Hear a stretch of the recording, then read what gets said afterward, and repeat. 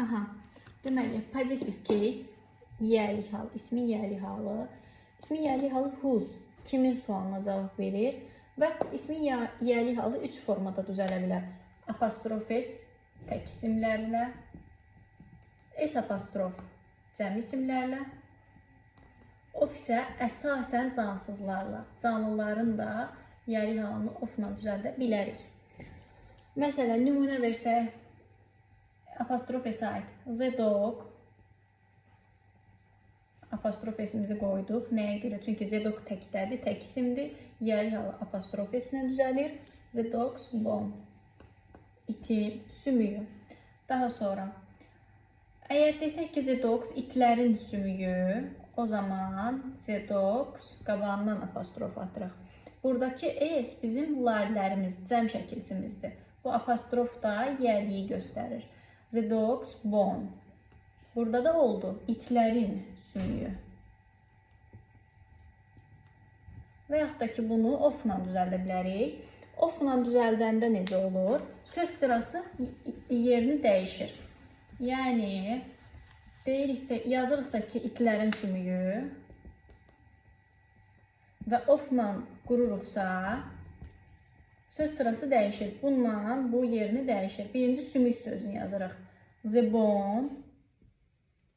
Sonra ofumuzu qoyuruq və dog'u yazırıq. Dog da cəmdədir, dogs olur. Bu belə. Yəni, ofla qururuqsa söz sırası dəyişir. Olur sümüyü. Yəni, bu, belə deyim də, tərcüməsi belədir. Amma genel olaraq, yəni itlərin sümüyüdür. Hərfiyyən tərcümə eləsək, söz tərcümə eləsək, bu sümüyü, bu da itlərin. Və yaxud da ki, başqa bir nümunə, of'a aid. Evin qapısı. Görürsünüz, cansızdır bunlar ikisi də. Evin qapısı. Ev nədir? Home. Qapı nədir? Door. Burada ofla qururuq deyə söz sırası dəyişir. Home-la door'un yeri dəyişir. The door. Ofumuzu qoymuşuq təbii ki. The door of the home.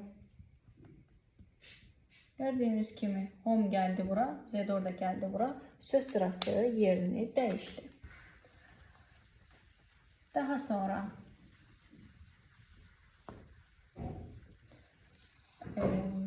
İlkin məlumatlarımız bu qədər. Keçirik digər əsas nüanslara. Biz demişdik ki, isimlərin qaydasında bir sıra isimlər var ki, kökündən dəyişərək cəmlənir. Yəni, mən cəmdə olur, men, kişilər, woman, qadın, cəmdə olur, women, qadınlar, child, uşaq, cəmdə olur, children.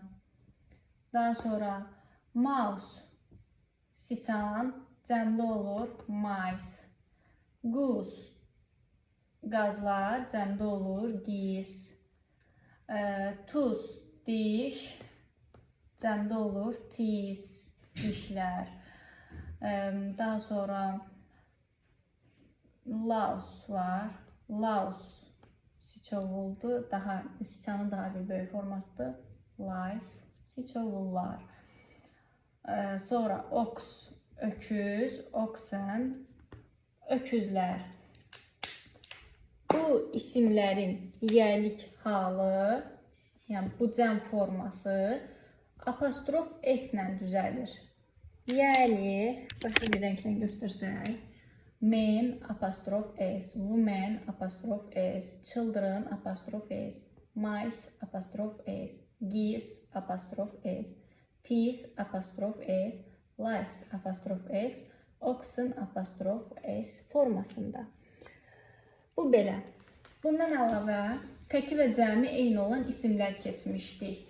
Sheep, swine, deer. Bu sözlərin yiyəlik halı necə düzəlir? Baxın. A sheep cəm forması olmuşdu. Sheep. Qoyunlar. Yəni eyni atmışdıq, cəmə çevirmişdik. A swine cəmi olmuşdu. Swine. Sonra a deer. Bunun da cəmi olmuşdu, eyni atmışdıq. Deer. Bunların yiyəlik halı necə düzəlir? Bunlarınki də apostrof S ilə düzəlir. Siz qətiyyən bu ship'in qarşısına S apostrof yaza bilməzsiniz. Swine'in qarşısına S apostrof yaza bilməzsiniz. Və yaxud da ki, dear S apostrof yaza bilməzsiniz. Nə yazacaq bunların qarşısına? Apostrof S. Gəlin başqa rəngdən göstərək. Ship, apostrof S, swine, apostrof S, dear, apostrof S. Bu formada. Belə isimlərin qeydlərinə aid bu qədər. Keçirik yiyəlik hala aid digər bir nüansa. Soyadlar. Soyadlarının işlənməsinə baxaq. Soyadlar. Əgər soyad tək bir adamı bildirirsə, bu zaman apostrof S qoyuruq. Məsələn, Mr. Brown'un arvadı. Brown soyad kimi gedir və bir nəfərdən danışılır burada. Yazırıq Mr. Brown's wife. Mr. Brown'un arvadı. Gördük ki, Brown bir nəfəri bildiribdir və apostrof S yazmışıq.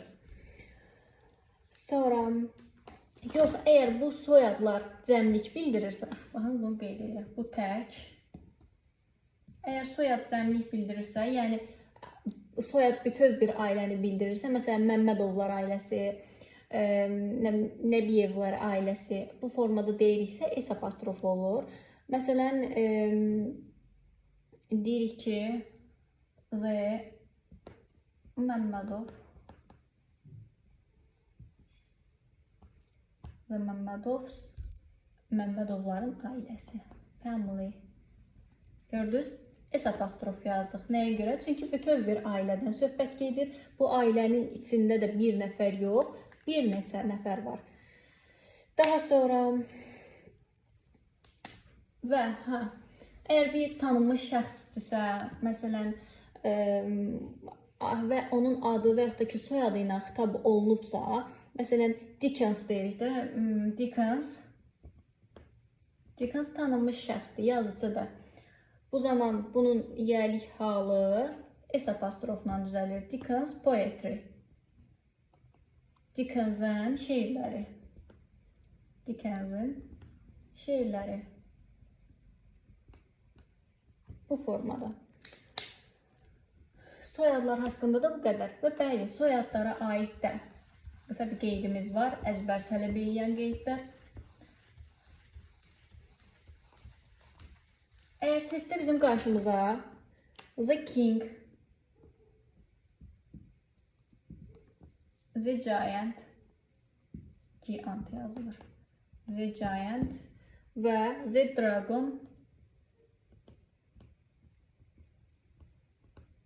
The Queen. Bu 4 söz çıxsa və desə ki, buna apostrof S artırılır, yoxsa S apostrof artırılır, dayanırıq orada. Bunlar soyad deyil. Yəni, baxmayaraq ki, qarşısında Z işlənir, deyərik ki, bu bütöv bir ailəni bildirən soyaddır müəllimə. Xeyr, o Z sadəcə onun formal bir göstəricisidir. Onun soyadı olub olmadığına təsiri yoxdur. Yəni, bu isimlər təkdədirsə apostrof da S-də işlənə bilər, cəmdədirsə S apostrof da işlənə bilər. Dediyimiz kimi bu isimlər soyad bildirmir. Daha sonra mürəkkəb isimlərin yiyəlik halı haqqında danışaq. Mürəkkəb isimlər.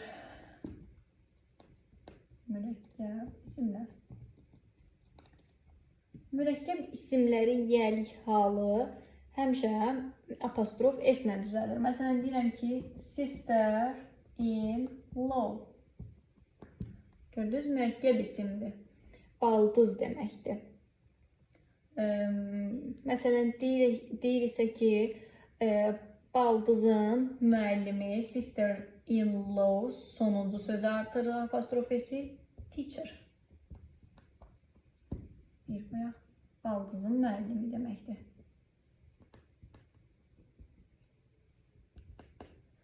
Və yaxud da ki, deyirik ki, baldızların müəllimləri.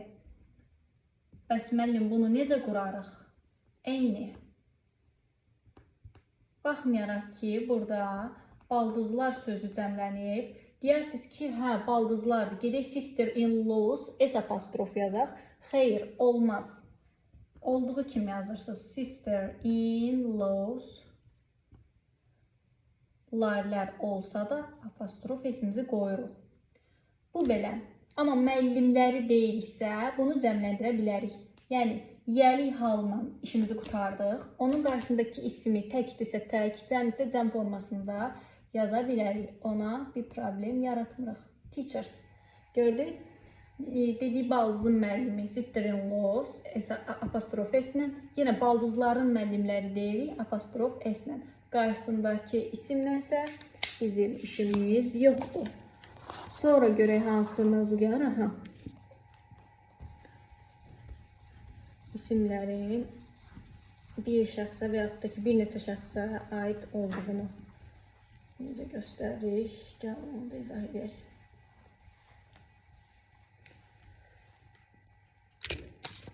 Əgər bir şəxs və yaxud da ki, bir əşya iki nəfərə və yaxud da ki, daha çox nəfərə aiddirsə, bir əşyadan söhbət gedirsə, bir və ya bir neçə şəxsə aiddirsə, o zaman apostrof S qoyuruq. Yəni, məsələn, deyirik ki, Tom və Jackin atası. Tom və Jackin atası. Tom və Jackin atası deyilsə, deməli, Tom və Jack qardaşdır. Onların bir dənə atası var. Tom and Jack apostrof S. Tazə. Tom və Jackin atası. Bu belə. Əgər şəxslər və yaxud da ki, əşyalar müxtəlif insanlara məxsusdursa, bu zaman hər iki ismə apostrof S artıracaq. Məsələn, deyirik Tomun və Jackin ataları. Tomun da atası ayrıdır, Jackin də atası ayrıdır burada. Deməli, bunlar dostdur, ya nə bilim, əmoğludur, dayıoğludur, belə bir şeydir də. Buradakı kimi qardaş deyirlər. Onda Toma da apostrof S artırırıq. Toms and Jack's fathers. Belə. Deməli, bir şəxs və yaxud da ki, bir əşya bir nəfərə aiddirsə, sonuncuya artırırıq ancaq apostrof S-imizi. Yox, əgər fərqli insanlara aiddirsə, hər iki ismə apostrof S artırırıq və ondan sonraki ismi də cəm formada yaza da bilərik, yazmaya da bilərik. Buna aid başqa nümunələrə də baxaq. Məsələn, deyirik ki, Əvəzin və Zeynəbin saçı. Əvəzin və Zeynəbin saçı. Yəni, bilirik ki, Əvəzin də saçı ayrıdır, Zeynəbin də saçı ayrıdır. Bunların ikisinin bir dənə başı yoxdur ki, yəni təkcə sonuncuya artırırıq. Bunlar siyam ikizləri deyil. Siyam ikizlərinin belə iki dənə başı var, bir bədən olsa. Ona görə də yazırıq. Əvəz, apostrof S, Əvəzin apostrof S-ni artırdıq. And Zeynəbin apostrof S-ni artırdıq. Saçı Heyə. Niyə Heyəni cəmləndirmədik? Çünki Heyə sayılmayan isimdir. Cəmlənmir. Bu da belə. Elə bu sahiblik bir nəfər aid olması, bir neçə nəfər aid olması demişkən, bir qeydimizi də burada yazaq. Qeyd. Əgər söz birləşməsinin içində name, ad, voice, səs, daha sonra body, bədən üzvləri,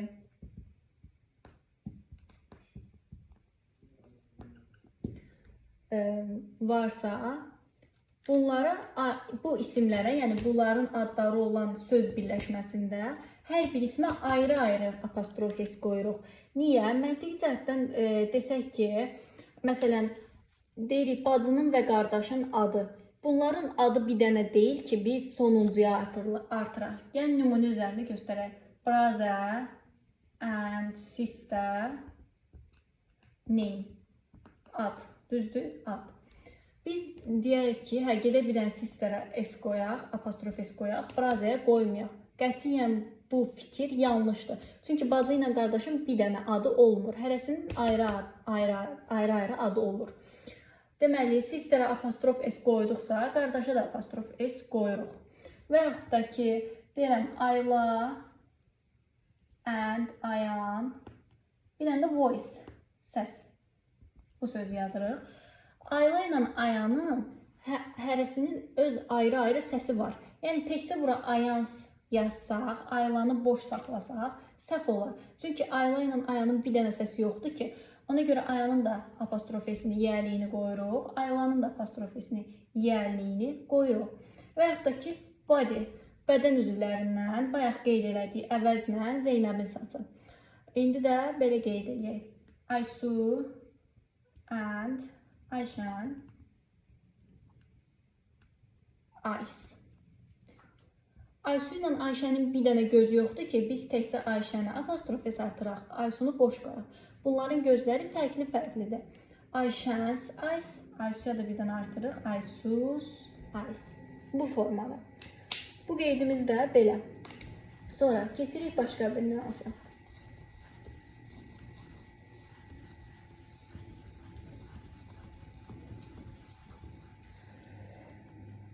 Əgər bizə zaman zərfləri verilibsə və yaxud da ki, məsafə bildirən sözlər verilibsə, bunların təki apostrof s-lə, cəmi isə s apostrofla düzəlir. Məsələn, deyirəm ki, bu günün qəzeti. Bu günün qəzeti. Bugün, today. Apostrof s-imizi artırıq, today's. Qəzetdə newspaper. Və yaxud da ki, deyirik, sabahın planı.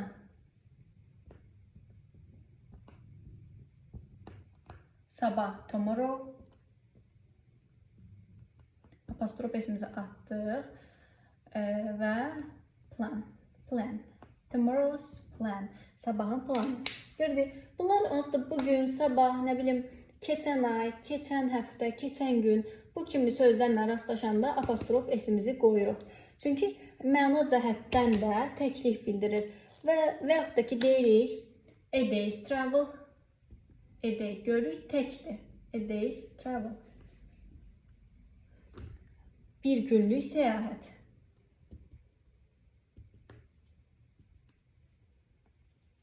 Əgər bu isimlərin qarşısında rəqəm varsa, o zaman deməli bu cəmlənir və biz dedik ki, cəm isimlərlə nə işlənir? S apostrof işlənir. Yəni, bir günlük səyahət dedik, səyahət sırf bir günlük olmaya bilər.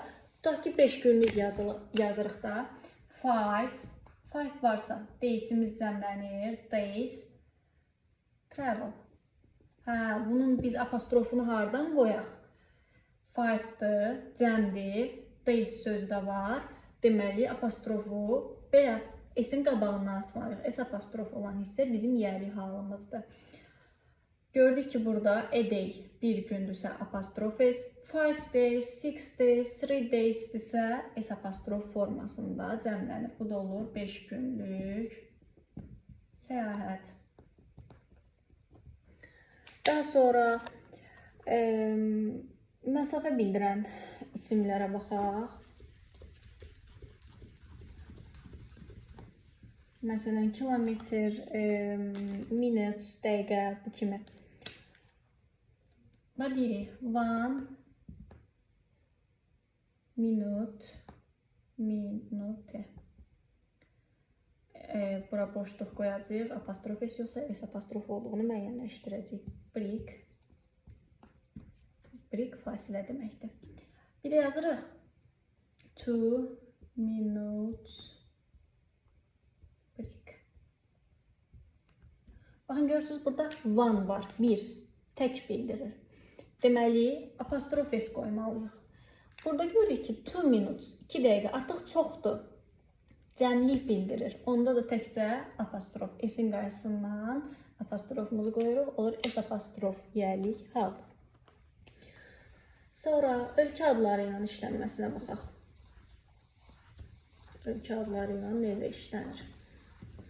Ölkə adları ilə həm apostrof S formasında, həm də of-la işlədə bilərik. Məsələn, ölkə, şəhər buradan qeyd edək.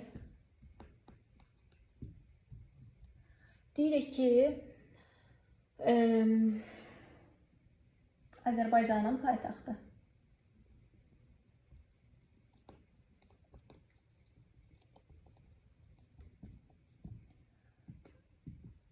Azərbaycan. İndi apostrof S-ni işlədirik. Azərbaycan's capital. Azərbaycanın paytaxtı.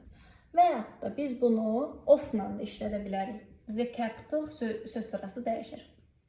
The capital of Azərbaycan.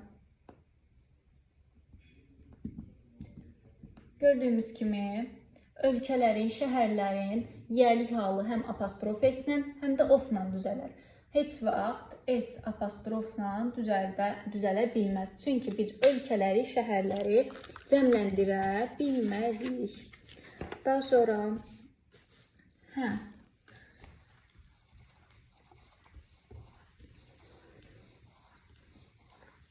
bundan başqa cümlələri daha qısa eləmək üçün, cümlələrdə artıq təkrarlara, cümləni yorucu hala gətirməmək üçün biz apostrof S-dən sonra gələn ismi ata bilərik. Məsələn, deyirik ki, o çətir mənim dostumun çətiridir. Birinci Azərbaycan dilindən izah edək. Dostumun çətiridir. Görürsünüz, bir cümlədə 2 dənə çətir söz işlətdik. Biraz düzgün cümlədir əslində, amma yorucudur. Bunun yerinə deyə bilərik ki, o çətir mənim dostumundur.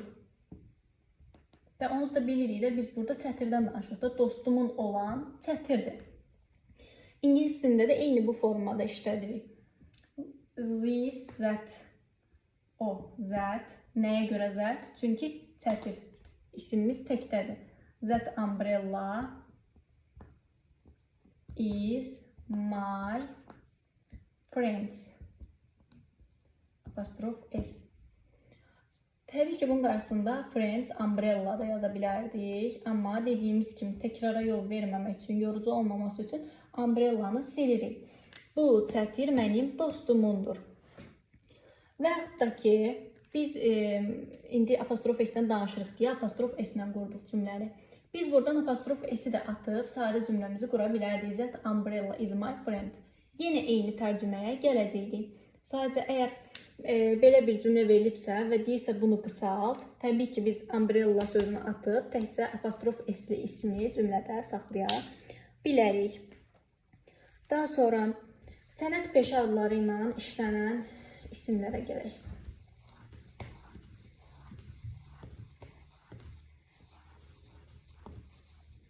Sənət peşə. Sənət peşə adları əgər məkan, yer bildirirsə, sənət peşə adları. Yəni, o sənətin harda olduğu, bu işi harda gördüyünün məkanını bildirirsə, o zaman biz apostrof S-dən istifadə eləyəcəyik. Yəni, məsələn, deyirik diş həkimində.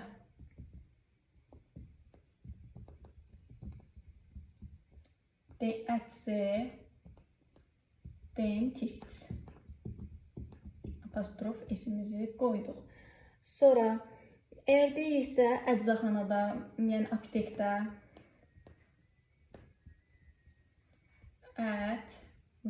ət-zemizi həmişə qarşısında yazırıq. Çünki dadə mənasını ət-zə bildirir. Ət-zə dadə deməkdir. Ət-zə chemist. Chemist, apostrof S-imizi qarşısından yazırıq. Bu sənət peşə adlarının qarşısında heç vaxt S apostrof işlənməz. Çünki diş həkimlərində, apteklərdə demək olar, əslində var belə bir qayda. Sadəcə imtahana bizə bu formada düşür. Bu formanı yadımızda saxlayırıq. Digər nümunələrdə həmçinin bu formada. Və buna oxşar digər qaydamız da budur. Əgər kimisə evindəyik demək istəyiriksə, onu da apostrof S ilə düzəldə bilərik. Məsələn, deyirik ki, yəni kimisə evində flat house, flat mənası bildirirsə bu isim, onu da apostrof S ilə düzəldirik. Məsələn, at my uncle's, əmimgildə. At my aunt's, xalamgildə. At my friends, dostumgildə.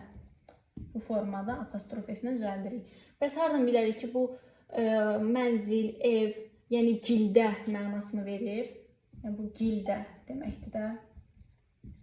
Hardan bilərik? Qarşısındakı ət işarəsindən. Ət yer, məkan anlayışı bildirir. Oradan bilirik ki, bu nə bilim əmimgildə, xalamgildə, dostumgildə deməkdir. Həmçinin şirkət, restoran, nə bilim teatr adları da apostrof S ilə düzəlir. Məsələn, deyirik ki, biz Maximis restoranında yemək yedik. Və yaxud da ki, siz Maximisi tanımırsınız, tanıdığımız restoranlardan niyaliti göstərər. Deyərik ki, biz niyalitdə yemək yedik. Biz ate, keçmiş zamanda yedik. At niyalit yazırıq və apostrof S-imizi qoyuruq. At dadə, niyalit də yedik. Belə bu formada. Sonra oflu birləşmələri qeyd elədik. Oflar nə vaxt işlənir dedik. Əsasən cansızlarla işlənir, canlılarla da işlənə bilər dedik. Və qeydlər, apostrof S olmayan hallar. Yəni biz testlərdə apostrof S görə bilərik, amma hər apostrof S yəlik hal deyil. Apostrof S olmayan hallar. Yəni yəlik deyil də, bu yəlik deyil. Hardan bilərik bu yəlik deyil? Əgər qarşımıza let's çıxsa, let's, bu yəli hal deyil. Bu let us deməkdir. Bu let us deməkdir. Yəni yəli hal deyil qətiyyən. Və yaxud da ki, apostrof S, izin və həzin qısaldılmış forması ola bilər. Bizi ən çox çaşdıran budur. Əgər bu formadadırsa, it's, is, she's, nə bilim, this, yəni that is, that is-in qısaldılmışı, this is-in qısaldılmışı və yaxud da ki, sual əvəzliklərinə who is-in qısaldılmışı, how is-in qısaldılmışı, whose is-in qısaldılmışı, here is və yaxud da ki, there is, there apostrof S. Bu formalar qətiyyən apostrof S, yəni yəli hal deyil. Bu formalar izin qısaldılmış formasıdır. Ona görə biz bunu yəli hal götürmürük.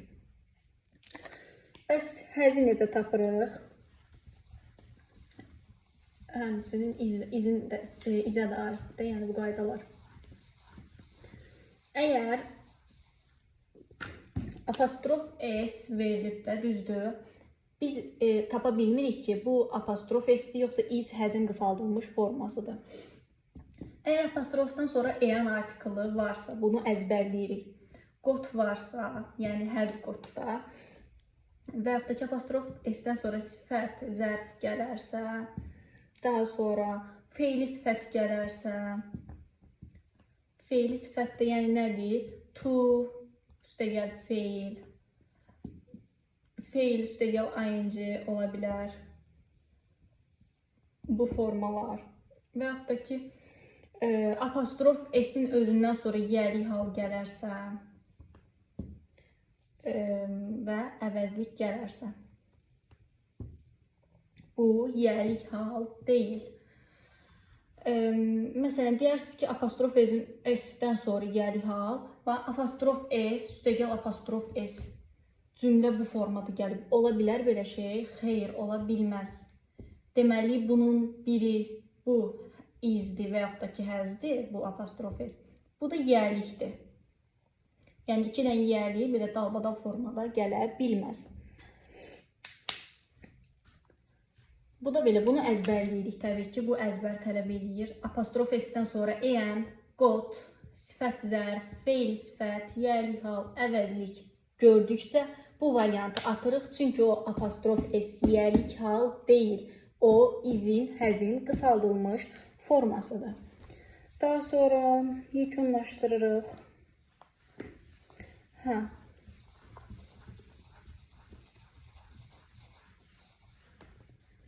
Bəs əməldim, siz bunların hamısının üstündən xət çəkdiniz. Apostrof S nə vaxt yiyəlik hal olur? Apostrof S-dən sonra mütləq isim gəlməlidir. Niyə? Yiyəlik hal. Yiyəlik hal hansı nitq hissəsinə məxsusdur? İsimə məxsus bir xüsusiyyətdir.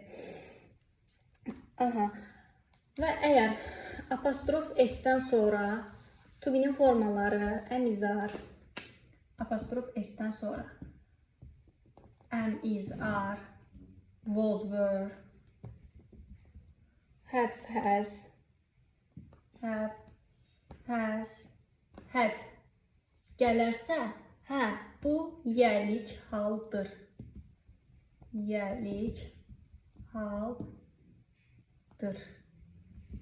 Bunu da əzbərləyirik. Müəllim, indi niyə bəs yiyəlik hal oldu? Çünki zaten apostrof S-dən sonra baxın burada iz gəlibdir. Burada həz gəlibdir. Həz də, həv, həd də eyni şeydir. İz də, əm, ar, hamısı eyni şeydir. Yəni, əmizar ümumilikdə to-be'ni bildirir. Was, were to-be'ni bildirir. Həv, həz də ümumi bir isimdir. Şəxslərə görə dəyişir. Həd də onun keçmiş formasıdır. Zaten bizim apostrof S-imizdən sonra is, həz gəlibsə, deməli bu is, həzin qısaldılmış forması deyil də. Biz hansı cümlədə görmüşük ki, is olar. Cümlədə is dalbadal gələr. Gəlməz.